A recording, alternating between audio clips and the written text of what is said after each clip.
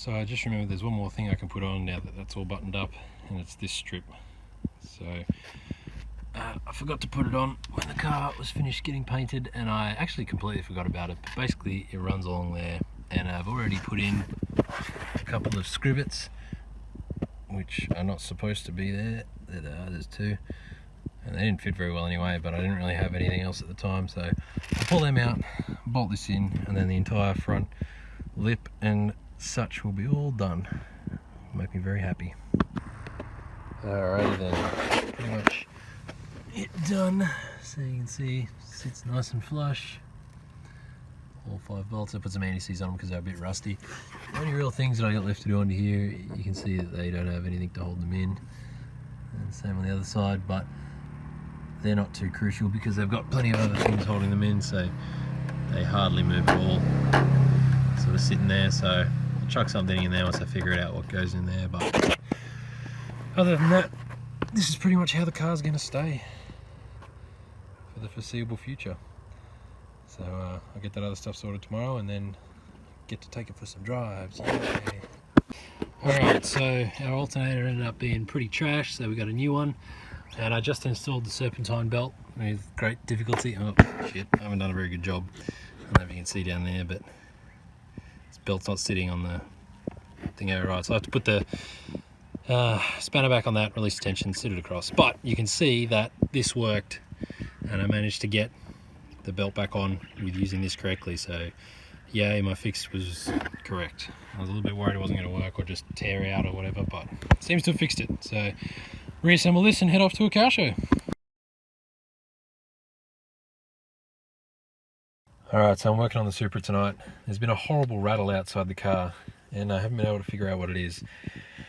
I jacked it up tonight, had a bit of a look around underneath. It sounded like a heat shield or a brake shield or something. Anyway, turns out it was this shifter linkage here, but it was up into this boot and I couldn't see, but I could make the rattle sound from underneath the car. You see the tail shaft's just there. Anyway, it turned out to be this through bolt section here that attaches to this linkage that goes down to the arm there. So I don't know if you can see in here or not. See all those little pieces there? They're all little bits of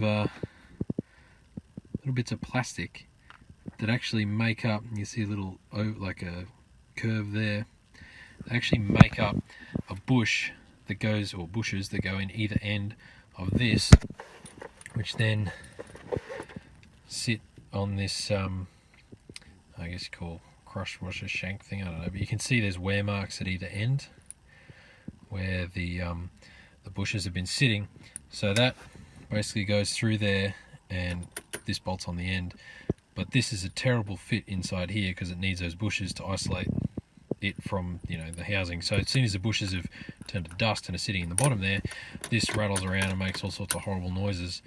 And from the outside, as you go over bumps, it sounds horrendous. It sounds like your car's falling apart. So I don't have anything with me to fix it tonight, so I'm going to put it back together, head round to a mate's place tomorrow, and I think he has a lathe. So we're going to give it a whirl and see if we can't knock out some little pieces of just plastic or whatever we can find to take up the tolerance or the slack between this sleeve, or sorry, this tube and this bolt with its little whatever cover on it, so that it stops making the noise. So for now I have to reassemble all of this nonsense, and there is a lot of it, and it's ridiculously complicated for an automatic shifter. And I managed to drop the tiny little thing down in between the carpet and the floor, and it just keeps falling down even further and further every time I find it. So it's going to be a fun evening to put this back together. I managed to find 2 bushes that were close from an 80 series clutch assembly. The heater's not really working, and I'm a big pansy when it comes to winter time, so I must have a heater working. So today we've slammed this Suzuki Sierra